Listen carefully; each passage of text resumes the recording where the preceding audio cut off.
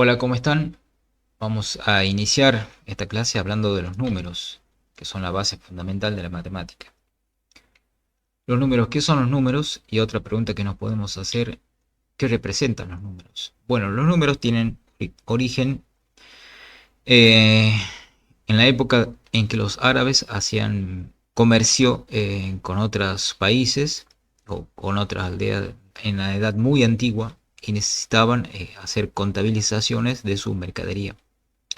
Así que ellos, como los dedos de la mano no alcanzaban, empezaron a inventar signos. Y esos signos, con el tiempo, después fueron adoptados por el resto de los países y se transformaron en los números o en los símbolos numéricos que nosotros conocemos en la actualidad.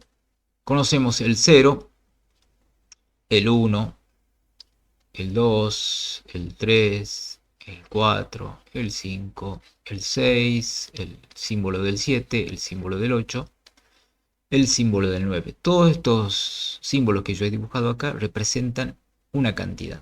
Este símbolo representa una unidad. Este símbolo representa dos unidades y así.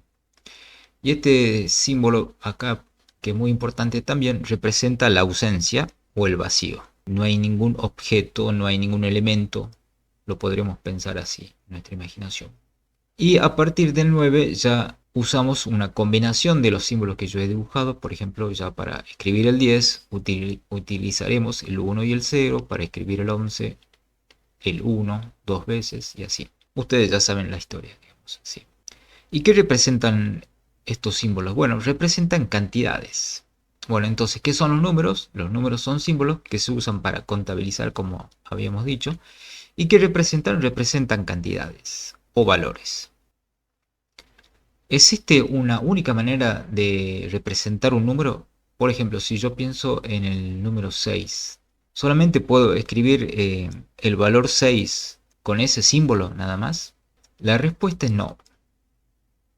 En realidad hay infinitas maneras de representar ese mismo número o valor, y dije bien, infinitas maneras. O sea que no solamente podemos usar el símbolo que le fue asignado al valor 6 con este símbolo que yo encerré en el círculo, sino que hay otras, muchas, infinitas maneras de representar el mismo valor. Ya lo vamos a ver cómo podemos hacer eso. Para hacer eso tenemos que recurrir a las operaciones matemáticas, que es la otra parte o la otra columna en la que se apoya toda la matemática. Es decir, la matemática se apoya en dos columnas. Una son los números y la otra columna son las operaciones matemáticas que trabajan sobre esos números. Bueno, hay muchas operaciones matemáticas. Nosotros vamos a comenzar por las más básicas, que son la suma, la resta, la multiplicación y la división. Y también, a su vez, cada una de esas operaciones tiene un símbolo. Por ejemplo, la suma tiene una cruz, la resta tiene un guión, la multiplicación puede ser una X o un punto, y la división tiene un guión con un puntito arriba y abajo o una línea inclinada. Todo eso van a representar simbólicamente esas operaciones. Bueno, habíamos hablado del número 6. Por ejemplo, ¿cómo podemos representar también al número 6 de otra forma que no sea usando el símbolo propio del número 6? A ver, si pensamos en la suma, yo puedo representar al valor 6 por medio de la suma 2 más 4, porque 2 más 4 sabemos que me da 6. O sea que esto que yo encierro acá también representa al mismo valor 6, pero fíjense que está escrito de otra manera, no apelando al símbolo que ya sabemos que le corresponde al 6. También la resta puede representar al número 6 si yo hago la resta entre 9 y 3. Sabemos que esa resta también vale 6. Lo mismo con la multiplicación, si estoy pensando en la multiplicación 2 por 3. Y si pienso en la división, puedo imaginarme una división que también me dé el resultado 6. Y acá encontré 4 formas ya de representar el mismo valor 6, sin usar un único símbolo, que en este caso es el símbolo del 6. Y estas son 4 de infinitas representaciones posibles del número 6.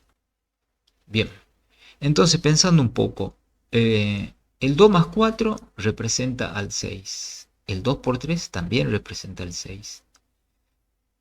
Y el 9 menos 3 también representa el 6. ¿Y qué relación hay entre estas representaciones? Está la relación de igualdad. Este símbolo que apareció acá, ya ustedes lo conocen, es el símbolo de igualdad. Es decir, que la operación matemática 2 más 4 es igual a la operación matemática 9 menos 3. ¿Por qué? Porque ambas valen lo mismo, valen 6. Y lo mismo puedo decir con la multiplicación y división. 2 por 3 va a ser igual a la división de 24 dividido a 4. Lo puedo igualar porque el símbolo igual me está diciendo que lo que está a la izquierda, vamos a ponerle así, el miembro izquierdo del signo igual es igual al miembro derecho del signo igual. Lo que está diciendo este signo igual, que el valor que está a la izquierda va a ser igual al valor que está a la derecha. Lo mismo acá. Lo que está diciendo ese signo igual es que no importa cuál representación sea, siempre y cuando los valores de esas representaciones sean iguales, yo puedo igualar distintas representaciones. Eso es lo que estoy diciendo. También puedo igualar esta representación con esta representación. También puedo igualarla con la que está abajo. Y lo mismo con el 9 menos 3. Puedo igualar esa representación con esta o con esta. Todas son mutuamente iguales porque valen lo mismo. ¿Qué número valen? Valen el 6. Así que es otro concepto que es importante mencionar para el signo igual. El signo igual me dicen que dos representaciones distintas, si tienen el mismo valor, son iguales, por más que se escriban de distinta manera. Entre los números hay clases, es decir, hay familias de números, algunos tienen una particularidad que otros números no tienen. Ahora la vamos a pasar a explicar. La primera familia se llaman los números enteros. ¿Cuáles son los números enteros? Son todos aquellos números que no tienen parte decimal. Es decir, son numeritos redondos. 12, 63, 35. También pueden ser negativos, menos 39. Y el 0 también es un número redondito. Ninguno de ellos tiene parte decimal. Ahora pasamos a la familia de los números racionales. Estos números sí tienen parte decimal. ¿Cómo identificamos la parte decimal? Bien, los números que tienen parte decimal tienen una parte entera, tienen un puntito que indica que es un punto decimal. Algunos usan la coma decimal, depende del autor del libro. Yo voy a usar el punto. Y tienen una cantidad de decimales que vienen atrás del punto decimal, que en este caso pueden ser una cantidad finita de decimales, que ahí lo estoy pintando en color azul. Por ejemplo, el primer número es 1.2, es decir, el 1 es en la parte entera y el 2 está en la parte decimal. Le sigue después el 6.34, el 6 está en la parte entera y el 34, que sigue a continuación del punto decimal, está en la parte decimal. Y así también ustedes pueden leer el 0.358 y el último número menos 3.9586 milésimas. Es otra forma de nombrar el número. Entonces, fíjense lo que quiero destacar acá, que lo que está pintado en azul es la parte decimal. Es una cantidad acotada de números, es decir, que no son números infinitos decimales que vienen detrás del punto decimal. Es un grupito de números y se termina. No siguen los decimales hasta el infinito. Todos esos números que yo que mostré ahí son números racionales con parte decimal finita. Es decir, que tienen un fin, por eso viene la palabra finita, que tienen fin. Pero hay otros números racionales que tienen decimales infinitos y periódicos. A ver, ¿qué es eso? Ahí con los ejemplos ustedes se van a dar cuenta. Todos esos números que están apareciendo ahí son números racionales, pero tienen decimales infinitos. Fíjense que acá estoy indicando con los puntos suspensivos que este 3 sigue infinitamente. Después de este 3 siguen infinitos 3, no tienen fin. Por eso es infinito la cantidad de decimales. Lo mismo con este número, acá tenemos el 1.51, 51, 51 y se repite el 51 hasta el infinito, no tiene fin. Y el número de abajo lo mismo, tenemos 1.481, 481, 481, 481. No tiene fin. Esa es la diferencia con los números que tienen decimales finitos. En un punto dado ya no tengo más decimales. A partir, por ejemplo, acá tengo un solo decimal, después del 2 ya no tengo más decimales. Acá después del 4 no hay más decimales, después del 8 no hay más decimales. En cambio acá, después de este 3 sigue otro 3, otro 3, otro 3. Y lo mismo para los otros dos números. No se termina nunca. ¿Y por qué dice periódico? Periódico dice porque se repite periódicamente un grupo de números. Acá, por ejemplo, el único que se repite es el 3. El 3 se repite, se repite, se repite, se repite. Acá en este número el que se está repitiendo es el 51. 51, 51, 51. Ese grupo de dos números, el 51, es el que se repite. Y acá vos estás viendo que se repite el 481, el 481, el 481. Se repite hasta el infinito. Periódico se dice porque se van repitiendo por grupos. Y esos son los números racionales con decimales infinitos periódicos. Entonces cada vez que vos veas uno de estos dos tipos, vos ya sabés que son números racionales. Vamos a hacer acá una acotación de la notación. Este número que estoy mostrando acá, que es el de abajo, fíjense, el 1.481, 481, 481. Para no estar escribiendo 481 un montón de veces y después poner esta seguidilla de puntos, notacionalmente se va a escribir como 1.481 y se pone un arco arriba del grupo que se repite infinitamente. Es decir, que esto es una notación corta, digamos así, de este número grande. Para no estar poniendo engorrosamente así, se opta por poner el grupo que se repite con un arco arriba. Entonces acá, si yo quisiera escribir este número con esta notación, yo tendría que poner 1.51 y el arco arriba del 51. Y el resto de los números no lo escribo. Y acá lo mismo, yo tendría que poner 1.3 y arriba del 3 el arquito, para decir que el 3 es el que se repite hasta el infinito. Bien, eso es la notación. Ahora sí, los números irracionales. Los números irracionales son aquellos que tienen decimales infinitos, pero en este caso aperiódicos, es decir, que no tienen grupos de números que se repiten. No tienen grupos de números que se repiten. Pero sí son decimales infinitos. Son decimales infinitos. El ejemplo más clásico y conocido es el número pi. El número pi, si alguna vez lo sentiste nombrar, el número pi está relacionado con el círculo.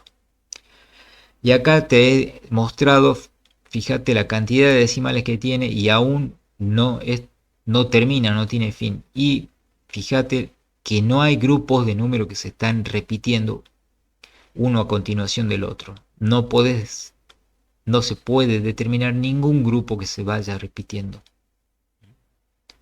Y los que continúan tampoco no se repiten. Pero sí son decimales infinitos. Esa es la diferencia con los números racionales infinitos periódicos. Acá uno puede ver los grupos que se repiten. Acá no se pueden determinar. No es que no se pueden, no tienen grupos de números que se repiten. Otro ejemplo es, por ejemplo, si yo calculo la raíz cuadrada del número 15, este es el resultado de la raíz cuadrada del número 15 y también es un número irracional el resultado. Lo mismo que el número pi, no hay grupos de números que se repiten y la cantidad de decimales es infinita. Esa es la distinción entre irracional y racional. Ver de nuevo el video, si tenés duda, ver de nuevo el video. Acá veamos algunos teoremas que nos van a ser útiles para entender los cálculos más complicados. Te va a servir siempre, o los teoremas que vamos a ver ahora, siempre están apareciendo. Así que vamos. El primer teorema dice que todo número entero es también un número racional. Leamos de nuevo, todo número entero es también un número racional. Es decir, que si yo pienso en algún entero, ese número entero también pertenece a la familia de los números racionales. ¿Por qué? A ver, por ejemplo, pensemos en el número 12. El número 12 ahí, como lo estamos viendo, no tiene decimales. Uno dice tranquilamente, ah, no tiene decimales, pertenece a la familia de los números enteros. Perfecto. Pero ese número 12 yo también lo puedo escribir como 12.0. Como el 0 detrás de la coma y si el 0 está solito, no vale nada, es decir, que no altera el valor del número 12. Si el número 12 lo escribo con un punto decimal y el 0 a continuación, lo estoy escribiendo en la forma que se escriben los números racionales, que tienen un punto decimal y a continuación del punto decimal un número. En este caso es el 0. Lo escribo así para que el 0 no altera el valor total del número, porque el 0 detrás del punto decimal, como ustedes saben, no vale nada. Así que este 0 no altera el valor de la parte entera, que es el 12. Así que estas dos formas son equivalentes. Lo mismo si estamos pensando en un número negativo. Si yo a ese número le pongo un punto y el 0 a continuación, lo estoy escribiendo en el formato de número racional, pero no estoy alterando su valor, sino lo estoy reescribiendo. Es decir, que todo número entero lo puedo escribir como si fuera un racional. Este teorema es muy importante, se utiliza más adelante para otras materias también. El segundo teorema dice, todo número racional se puede representar como la división de dos números enteros. Leemos de nuevo, todo número racional se puede representar como la división de dos números enteros. Este teorema no se demuestra, pero simplemente lo vamos a ver en su resultado. Por ejemplo, pensemos en el número 2.5. 5 la parte decimal, 2 la parte entera. Esto es un número racional. ¿Cómo lo podemos escribir como la división de dos números enteros? Bueno, si yo hago la división de 5 dividido 2, el resultado es 2.5. Es decir, que acá estamos comprobando el teorema. Fíjense, acá tenemos un número racional y también vale lo mismo si yo lo escribo como la división entre dos números enteros, en este caso el 5 y el 2. Ustedes lo pueden comprobar fácilmente en la calculadora. Hacen la división 5 dividido 2 y le va a dar 2.5. ¿Se acuerdan que habíamos visto recién el número 1.51 periódico? Este también es un número racional y también podemos encontrar los números que hay que dividir para que me dé este número racional. Si yo hago la división de 150 dividido a 99, ustedes lo hacen en la calculadora y van a ver que van a obtener el número racional 1.51, 51, 51, 51.